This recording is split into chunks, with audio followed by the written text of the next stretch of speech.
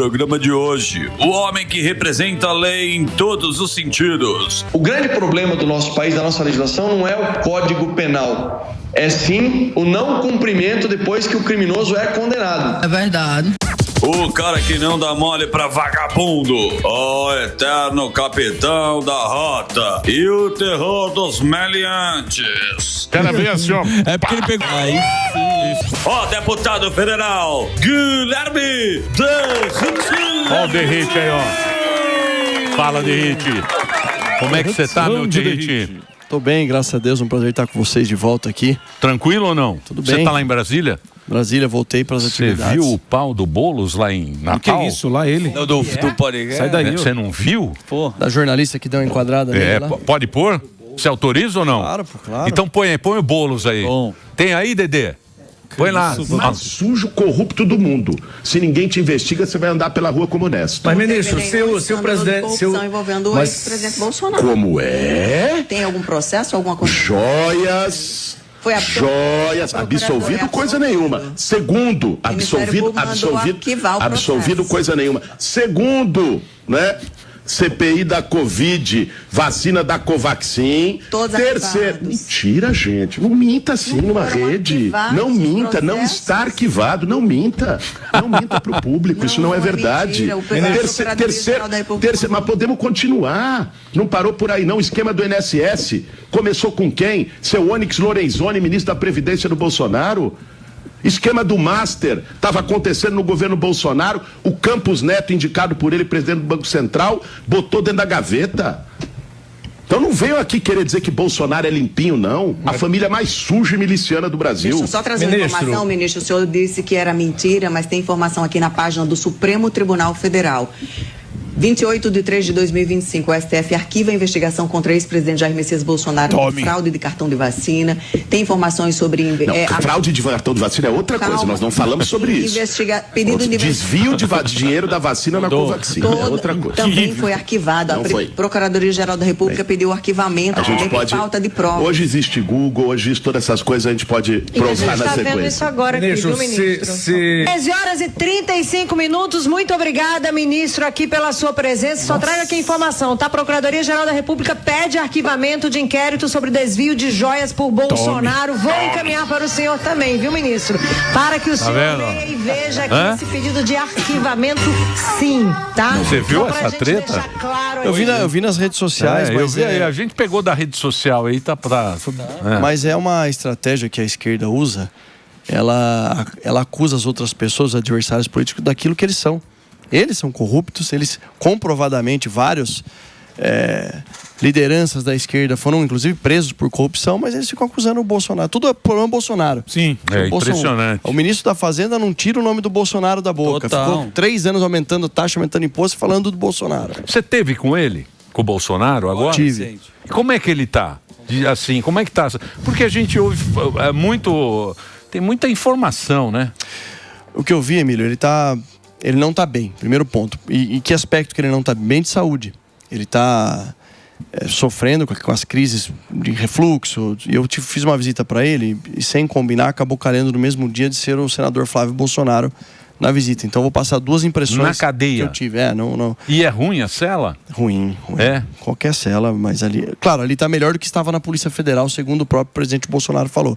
Porque é um pouco maior, enfim, é um ambiente que é um quartel da Polícia Militar do Distrito Federal, mas dadas as razões, a grande injustiça a qual ele está sendo submetido, óbvio que é lamentável ver um presidente da República que nunca roubou, que nunca cometeu nenhum ato de corrupção, que nunca foi condenado, tá nessa situação. Mas já está melhor do que estaria na Polícia Federal. Agora, a nossa luta, inclusive assinamos requerimentos para que ele possa, enquanto esse processo absurdo, né, esse julgamento ilegal que aconteceu na Suprema Corte não possa ser desfeito, que ele possa ao menos cumprir a pena em prisão domiciliar, que é o mínimo que a gente... É mais do que uma questão humanitária. Sim. É uma questão... Agora, quais 2 aspectos que eu presenciei lá visitando o presidente Bolsonaro? Primeiro, a questão da saúde. Ele está bem debilitado, não tem o atendimento médico suficiente, necessário. A gente esquece, apesar de ter praticamente uma saúde de ferro depois da tentativa de homicídio que ele sofreu, pouca gente teria superado o que ele superou, mas ele tem quase 70 anos de idade. Exato. Sim. Então, isso e tem... também é facada, né? Então tudo é pela facada. Sim, exato. Uma sequência de cirurgias às quais ele foi submetido.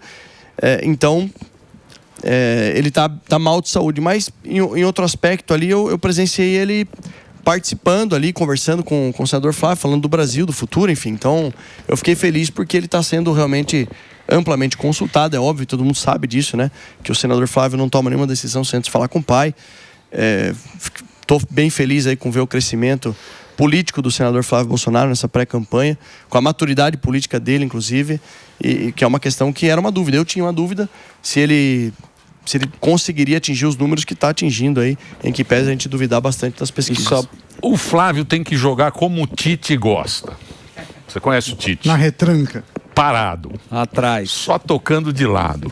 E deixa o jogo ir. Não Concordo. Dá um microfone pro Lula, outro pra Janja e jogar parado. Dá a bola pro outro bater o pé. E agora tem a tal da Érica. A Érica é um puta não é? Hein? Fala pra mim. O Boulos também ajudou com essa entrevista maravilhosa. O Boulos... Já que vocês citaram o meu nome aqui, eu queria restabelecer a verdade e fazer uma pergunta pro Derrite. A dona Jacinta. Eu quero falar com você que tá no Campo Belo. Você, a dona Maria. Lá vem ele. A dona Maria. Quero falar com você que está em casa. Tá certo? E perguntar pro Derrite que ele abandonou. Ele deixou a Secretaria de São Paulo. Temos que restabelecer a verdade, Derrite. Vamos falar a verdade pro povo de São Paulo. Eu quero saber os números, porque você maquia os números. Eu quero saber letalidade policial. A polícia que mais mata em São Paulo. Eu quero saber dos números, porque você maquia os números. Vamos restabelecer a verdade. Vamos falar com a dona Maria do Capão. Fala pra gente, Derrite. Eu quero saber. Apesar de ser uma brincadeira, e o Morgado faz muito bem isso, a esquerda, eles têm tanta dificuldade que a visão de mundo deles, que trata bandido, traficante como vítima, como coitadinho, eles acham que isso é um número ruim. Exato. Na gestão do Derrite Tarcísio, o índice de troca de tiros de confrontos aumentou. Mas foi pra isso que o governador me colocou lá, pô. A gente tirou... Antigamente, os policiais eram punidos por enfrentar o crime organizado, por trocar tiros com os criminosos. Na nossa gestão, a gente proibiu que isso acontecesse. Boa. Justamente o contrário. E fora isso... Toda a política pública criada na nossa gestão foi baseada em evidência. Ou seja, eu coloco o policial onde há a maior probabilidade do crime acontecer, estimulo que o policial prenda criminosos, se naturalmente nós aumentamos exponencialmente, aliás, as apreensões de drogas, de armas, as prisões, naturalmente vai acontecer um número maior de confrontos. O que eu rezo todo dia, inclusive... mesmo não estando na secretaria, é que o policial saia vivo. Claro. Agora, parece que o pessoal da esquerda torce pro outro time, o time dos bandidos, que trata o bandido como coitadinho. Tanto que esse assunto é recorrente que agora teve a polêmica de colocar como facção ou criminosa ou terrorista, que de novo volta à pauta. Você pode dar uma desenhada para a esquerda, o que é criminoso, o que é terrorista e por que esse assunto veio à tona com o narcotráfico internacional? Veio à tona, Daniel, porque é o seguinte... Criou-se uma aliança de países das Américas, o Escudo das Américas, liderado pelo presidente Trump, para classificar organizações criminosas como organizações terroristas. Quais organizações? Todas as organizações que interfiram na soberania de outros países, inclusive dos Estados Unidos, entre outros. Então, quais os países foram chamados para participar desse Escudo das Américas? O Chile, agora com o novo presidente, El Salvador, Paraguai. Por que será que o Brasil não foi chamado? Porque o governo Trump enviou membros do governo para perguntar quem oficialmente deve declarar ou não essas organizações como terroristas é o próprio governo federal. Perfeito. E quando ele foi suscitado, disse, não, isso não são organizações terroristas, imagina. Só que veja o contrassenso, cerca de 20% da população brasileira, isso foi um estudo realizado, vive sob o domínio territorial de organizações criminosas. Isso daí não é terrorismo? Lógico que é. O traficante do Comando Vermelho lá no Rio de Janeiro chega para mãe de família, para dona Maria aí que o Morgado mencionou. Sim. Fala, ó, eu quero namorar sua filha. Não, mas ela tem 15 anos. E se eles não aceitarem, eles matam as pessoas ou expulsam da comunidade. Se isso não é terrorismo, eu não sei o que é. Se usar drone para lançar granada contra as forças policiais, barricadas... Nós já vivemos um terrorismo à brasileira. Segundo um grande jurista, juiz de direito do Espírito Santo, o Dr. Carlos, ele tem uma obra chamada Terrorismo à Brasileira. Nós já vivemos isso. Agora, o que seria necessário que o próprio governo reconhecesse isso, coisa que o PT não faz. Por quê? Porque o que eles dizem é o seguinte. Eles falam sobre a soberania, que os Estados Unidos vai invadir o nosso território. Eles falam que o terrorismo tem que ter alguma coisa política na história. Isso não tem político. O PCC, o coisa não tem nada de político. Não sei. Você foi um cara, você, o Tarcísio, aí vocês enfrentaram a imprensa, principalmente a imprensa e esses bandidos. Opa, exatamente. Naquela operação lá, Escudo, se não me engano, lá no Guarujá, e também aqui para desmantelar a Cracolândia aqui, ó. Vela do Moinho. Você acha que isso é positivo? O que se o Brasil entrar nesse negócio que o Trump está querendo?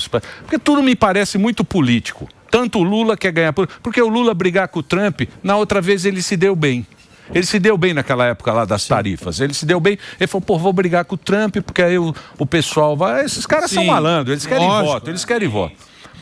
Você acha que isso realmente vai melhorar pra gente aqui, pra segurança, se entrar nessa turma aí da América do Sul, da América do Norte? Escudo das Américas. Escudo aí. Você acha que vai melhorar? O que vai melhorar, assim, efetivamente para nós? O que a gente vai ver de melhora? Essa pergunta é importante, Emílio, porque, em primeiro lugar, nós dependemos de tecnologia. Se eu quiser agora ter um equipamento para interceptar ligações telefônicas de membros do PCC que estão transportando toneladas e toneladas de droga para a Europa, para os Estados Unidos, como que eu vou fazer isso? As maiores empresas que são referência são americanas, são empresas de Israel.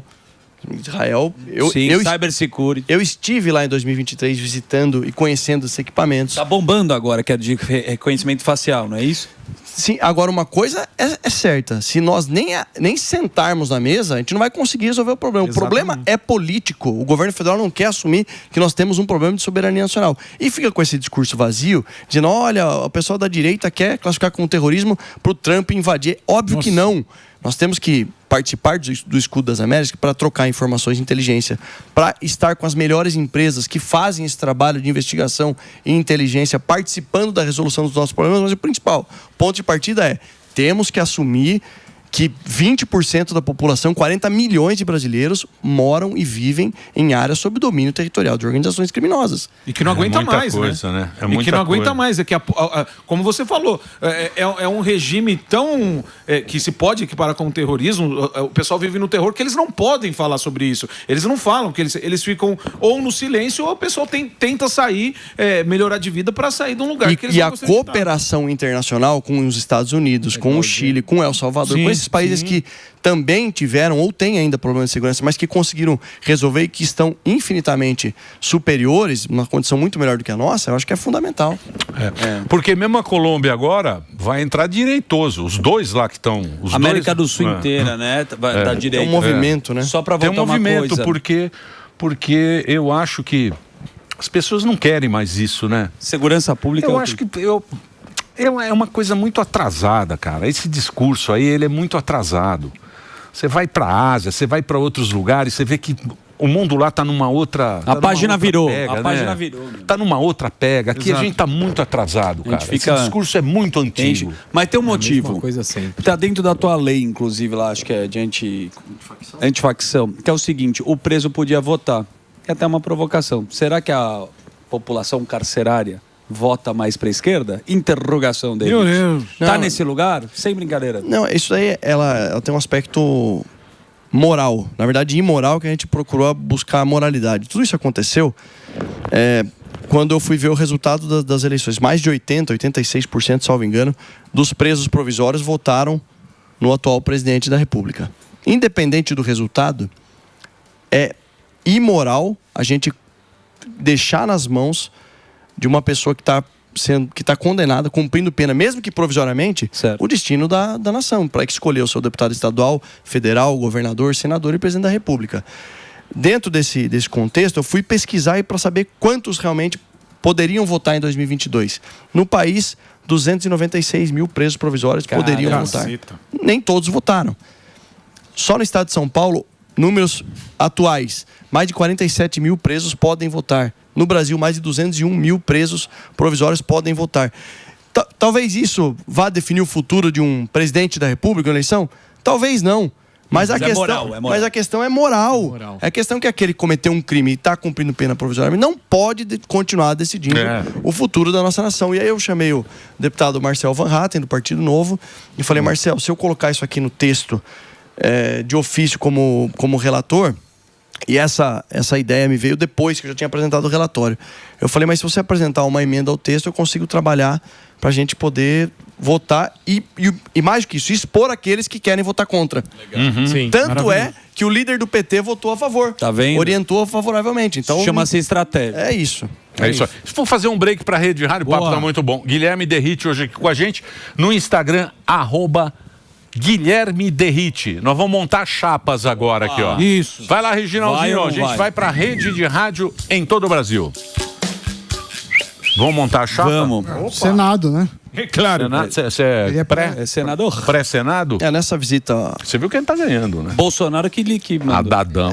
mas... São Senado. Paulo vota mal. Marininha. Eu sei não, essa... A Tebet parece data que... essa data fake aí, eu não... Olha isso, Peter. Bota uma fé. Você não bota fé? Não, porque nos nossos partidos a gente faz pesquisa qualitativa interna, né? Então, é claro que tem que trabalhar muito, porque existe sim um movimento, infelizmente, de muitas pessoas que votam na esquerda, mas a gente tem que mostrar quem é que esteve do lado do governo Lula, quem foi ministro do Lula, quem que contribuiu, quem entregou, quem tem propostas para resolver principalmente os maiores problemas do nosso país. E o Senado Federal tem uma importância fundamental nesse contexto. Nessa visita que nós fizemos ao presidente Bolsonaro, uma das coisas que foi discutida é bater o martelo do meu nome para concorrer ao Senado pela direita, apoiado pelo presidente Bolsonaro, pelo senador Flávio e pelo governador Tarcísio. E agora existe a busca aí pelo segundo nome para que a gente possa eleger 2 senadores da direita em São Paulo, que é possível. É possível, eu falo por quê? Porque a gente não vota só em um. São 2 votos de cada pessoa. Sim. Então o cara não vai votar o primeiro voto no Derrite, o segundo voto no Haddad. Não combina. Puta, Derrite, eu na quaresma agora, eu fiz assim uma reflexão da minha vida de voto. Puta, como eu votei mal, cara. Verdade. A vida inteira. Como eu votei mal. A gente votava no PSDB achando que era direita. Eu votei muito mal, minha vida inteira. Eu vou mudar meu conceito agora Olha, faça isso na sua casa. Você pega lá, vê quem você lembra que você votou, você vai ver como você votou. Meu, eu votei muito mal. Mas muito mal. Eu tô lembrando agora. Eu tô lembrando em quem eu votei. E o que tá fazendo? Deputado federal, deputado estadual, senador, quando tem 2. Quando muda. Agora é só um, né? Ou é 2? Não, são 2. Dois, como ele falou. Quando tem 2 é complicado. Então pense bem. Pense bem quem você vai votar. Tem uma relação, né? Como você falou, no Senado você não vai votar em 2 caras diferentes. A esquerda vem com um monte de gente, né? Vem Haddad, talvez. O Haddad vem no governo. Vem pro governo. Talvez o Lula. Ele vá pro Senado. A Tebet, Márcio França. O Cuba vem também? Cuba? Opa! Marina Silva. Boulos talvez venha pro Senado. Não, Boulos não. Sim, não tá aqui, ó. É sim, Senado.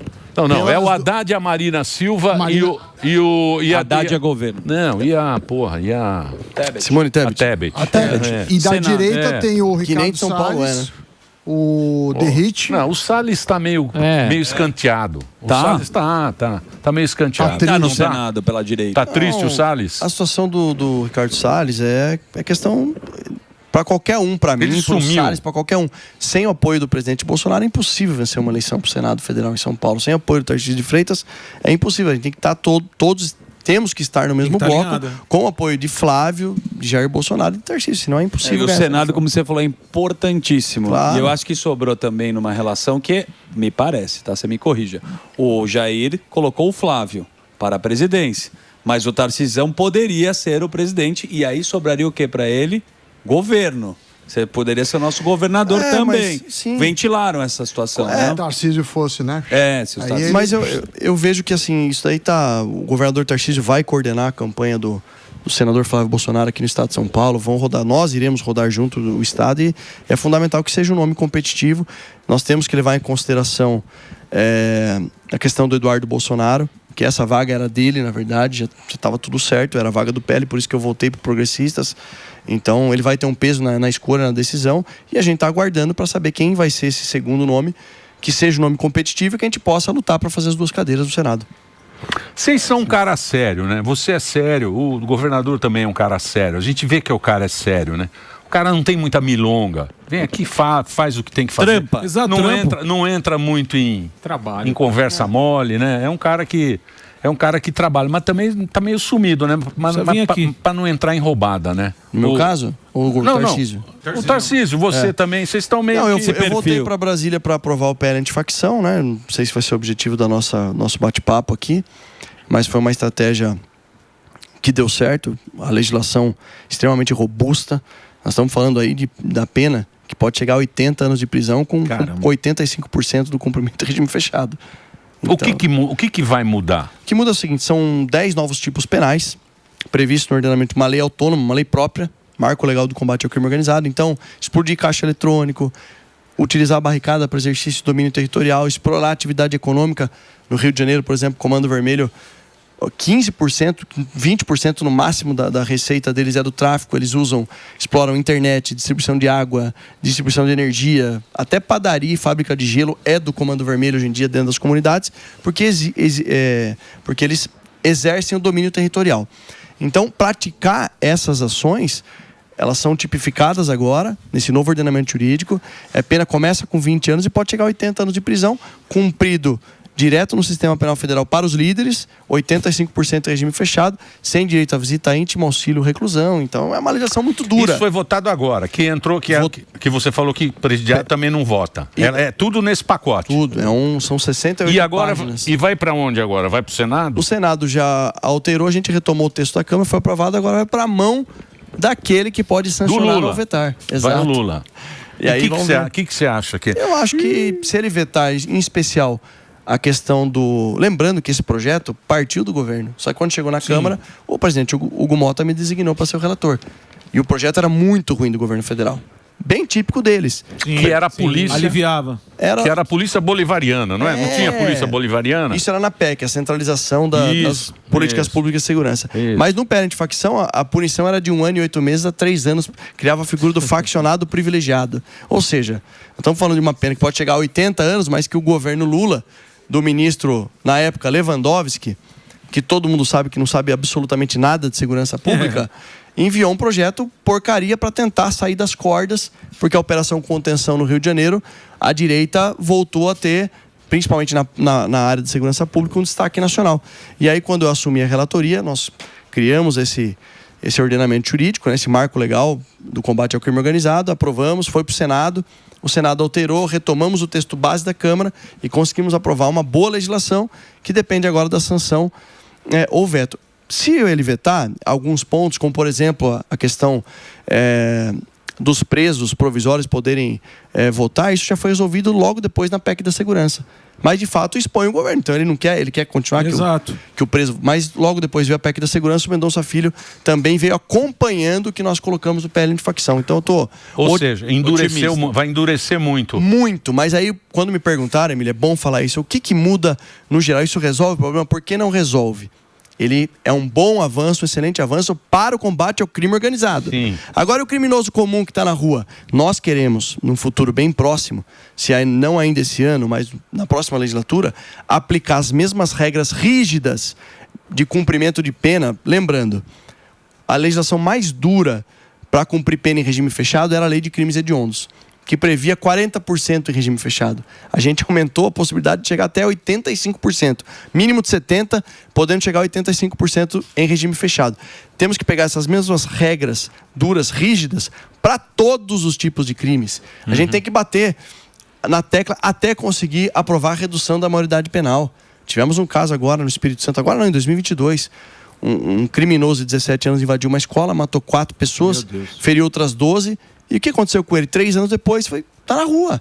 Por quê? Porque o ordenamento jurídico brasileiro, o Estatuto da Criança e do Adolescente, prevê o máximo de apreensão, que é a punição para quem comete um ato infracional, mesmo dessa gravidade, seja uma apreensão de 3 anos. Passou da hora da gente mudar esse cenário. Você acha que ir para 16 diminui muito? Você acha que diminui a criminalidade, a maioridade cair? Na Argentina, eles foi lá, o Milei passou. Milei passou, né? Ele reduziu para 14 agora. 14 anos. Ele reduziu de 18 para 16, 16 para 14. Vamos lá, Emílio. Eu tenho certeza que reduz a criminalidade. E são 2 pontos que a gente tem que mencionar aqui. Com 16 anos, ele pode votar, Se ele tiver preso ou apreendido, né, que é o termo correto, no sistema socioeducativo, na antiga FEBEM, a urna vai até ele para ele votar, para ele decidir o futuro da nação. Ele pode receber até visita íntima, mas ele não pode ser responsabilizado penalmente, porque ele é coitado, é um adolescente infrator. Então, isso vai mudar bastante. Outra coisa, você vai reduzir a influência do crime organizado que faz a cooptação de jovens para trabalhar no tráfico de drogas. Hoje em dia, o crime organizado sabe que se ele for preso por tráfico, ele vai ser liberado no mesmo dia na delegacia. Nos Estados Unidos, salvo engano, a pena depende não apenas da idade, mas sim do tipo de crime, né? Depende do crime que você faz, você pode pegar perpétua ainda que você seja menor de idade, não é isso? Sim.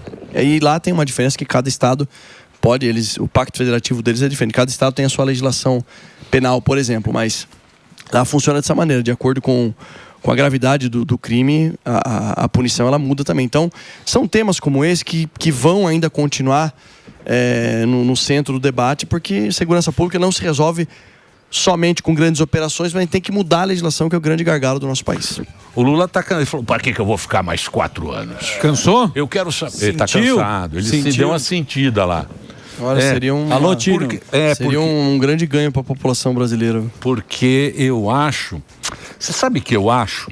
Eu acho que é o seguinte, a figura do Flávio, porque o Flávio, muita gente tem dúvida também.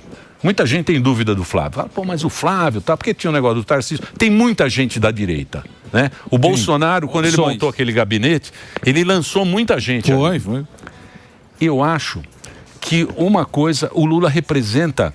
O Lula já está com 80 anos, ele já está cansado, o discurso dele é antigo. E o Flávio, você querendo ou não, ele tem 44 anos, ele é um cara bonito como nós. Você sabe que isso Deus nos deu, a nossa beleza. Sim, ninguém tira. Isso ninguém tira. Nós não vamos discutir, nós não vamos discutir a nossa... Olha lá, o fuzil tem ciúme. A gente é bonito pela natureza. Sucesso das delegacias. Mas eu acho que o Flávio, ele é um cara que ele dá uma luz pro futuro, porque ele é mais jovem, então ele é capaz de entender o que é o Brasil nesse momento. É minha visão. Certo. Minha visão sempre é errada. Minha visão é uma porcaria. Mas é uma visão. Respeitar, é uma visão. Mas é uma visão. Eu acho que ele representa uma coisa assim... Uma renovação? Eu acho, cara. Esperança, né? É isso aí. Eu creio também. É isso aí. É isso aí. Eu conheci o senador Flávio Bolsonaro em 2019, quando eu entrei no primeiro mandato, e ele estava no mandato dele de senador, que é de 8 anos. A maturidade política, o crescimento e claro, você está comparando um cara de 80 anos, 80 e poucos anos, que não tem... que tem um legado que é o atual presidente. Já teve a sua história, né? Mas uma história que está atrasadíssima. É isso aí. E você tem um cara com uma boa formação, advogado de formação, com uma mente jovem, de fato, esse público que precisa ser conquistado, eu vejo que o Flávio Bolsonaro tem amplas condições de conquistar os indecisos, votos indecisos, porque a verdade é uma só. Quem vota na esquerda, que já tem aquele público fiel, vai votar. Quem vota na direita vai votar no Flávio. Nós temos que buscar esse eleitorado que está na dúvida. E nós temos esse benefício a nosso favor. Então, mas você vê, né? Por exemplo, que nem esse último governo aí, cara, na economia é um desastre. Total. Na diplomacia, só jogou errado. Só bola fora. É só coisa errada que fez na diplomacia. Segurança pública também? Segurança pública. Fala uma boa. Né? Não tem? São várias da segurança pública. A gente viu o próprio presidente da República dizer que o traficante é vítima do usuário. Dizer que não aguenta mais ver os jovens. Isso foi antes, mas dizer que os jovens de 15, 16 anos não aguenta mais só porque roubam um celular para tomar uma cervejinha, sendo oprimidos pelos policiais. Então esses posicionamentos que traduzem a realidade do que eles pensam. O próprio ministro da Segurança Pública, prende a escolha mal. das pessoas, falando, o problema não é a justiça que solta, é que a polícia prende mal. Como assim? Ou seja, aquele que deveria defender, como ministro da Justiça e Segurança Pública, todos os policiais do Brasil, acusando os policiais, então... Prende mal. Prende mal que tá todo mundo solto mesmo também, né? Pois é, e quando você fala em endurecer a legislação, eles não querem, eles fogem desse discurso, eles acham que bandido realmente é um coitadinho, vítima da sociedade. Nós sabemos que não é. Chamaram a operação contenção de chacina, falaram que era um absurdo, que iam investigar. Aí quando veio a pesquisa apontando que 88% da população que mora nas comunidades aprovou a operação, aí eles... Uma coisa eles têm consciência situacional, depois disso eles param, depois que ele vê a pesquisa, é aquilo que você falou. tudo que eu falo aqui é o que eu acredito, que eu pratiquei ao longo da minha vida na Polícia Militar, na Secretaria e nos meus 2 mandatos de deputado federal. Eles ficam atrás de pesquisa. Se amanhã mudar a opinião, eles mudam a opinião dele mas mudam e diz que você é o cara que está errado. Acusa você do que... É isso. Mas você é um cara sério, ô Derrite. Muito. Trabalhador. Você é um cara sério. Eu acho legal, eu espero que todo mundo escolha assim bem. Eu votei muito mal. Eu tenho opção pra mudar. Olha, eu vou um dia fazer uma lista.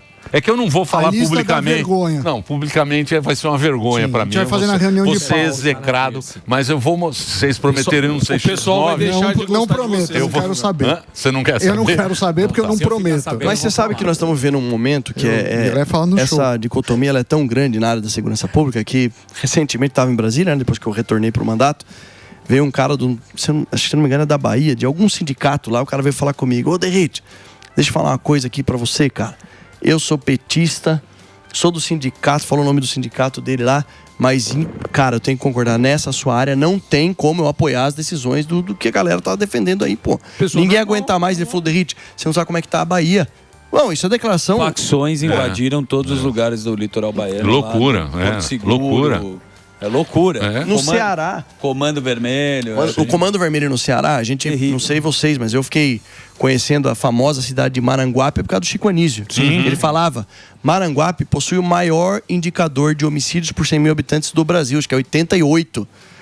O Comando Vermelho chega na casa de um cidadão lá, em cidades do interior, marca um X vermelho, no dia seguinte ele liga para a Polícia Militar, pede segurança para fazer a mudança. Tá acontecendo um fenômeno de cidades fantasmas. Que loucura. Porque o crime organizado invade a casa do cara e expulsa o cara. Sul da Bahia inteiro. Isso daí não é falta de soberania nacional? O Estado está deixando uma lacuna, o crime organizado está ocupando. Por isso que eu, voltando a falar na classificação do Comando Vermelho e PCC como organizações terroristas, o Estado brasileiro não pode ficar de fora dessa mesa fazer essa ilação de que o Trump vai invadir o Brasil. Isso é conversa furada para quem não quer assumir a responsabilidade que o Estado brasileiro tem que ter no enfrentamento a essas organizações criminosas. Claro. São terroristas, sim. Os nossos comandantes têm essa responsabilidade. Claro que tem. Eles têm que assumir isso. Outra coisa, por que as Forças Armadas não são empregadas para fazer controle de fronteiras? Por que não pode fazer com que evitar que a droga entre da maneira fácil como entra no território nacional? Enfim, são essas questões que vão fazer diferença na eleição desse ano, mas mais do que na eleição, para depois um governo de direita ganhando e vencendo, que a segurança pública seja tratada como prioridade. Boa, Derrite. Quero agradecer. Eu acho que a gente vai ter muito papo esse ano aqui. Principalmente, eu acho que essa pauta aí... É uma pauta cara. É a mais importante aí. Sempre o brasileiro, ele tá votando, aí ele tá preocupado com a segurança, né? A segurança eu acho que é... É que a turma quer. Sem segurança, você não consegue as outras áreas, né? E eu vou dar uma oportunidade para você, Emílio, para você votar em mim e nunca mais se arrepender também. Aê! Coloca a camisa do Derrite aí. É o seguinte, presta atenção. Eu agora tô com o Nicolau. Boa. Maquiavel é o cara. Ele fala o seguinte. É lógico, ele fala o seguinte. O cara tem que ter a força do leão e a astúcia da raposa. Boa. Não basta você ser forte como o leão, porque o leão é muito forte, mas ele não tem o leão pode ver, ele é meio bobão. A raposa, ela consegue resolver todos os problemas. Então, eu vou olhar agora e vou pensar, esse cara, ele tem a força do leão, ou seja, um cara que nem você era. Boa noite! Esse cara aqui, você não sabe o que esse cara aqui era. A força. O leão que era. Ninguém... Vai lá e pergunta pra tu, quem é o Derrite? Eu falo, nossa. Bonzinho, pô. Bonzinho. Mas a astúcia da raposa. É assim que eu vou fazer agora o meu... Não vou ser mais... e o salto do Bambi. Esse cara fala bem. Não tem... Salto do Bambi?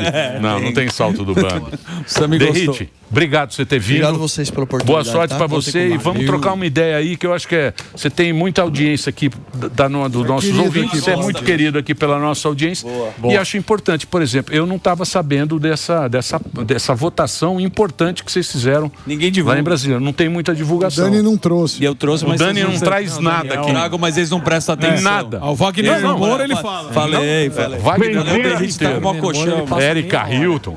Érica Hilton o dia inteiro. Ele adora. Agora, um negócio importante não tem.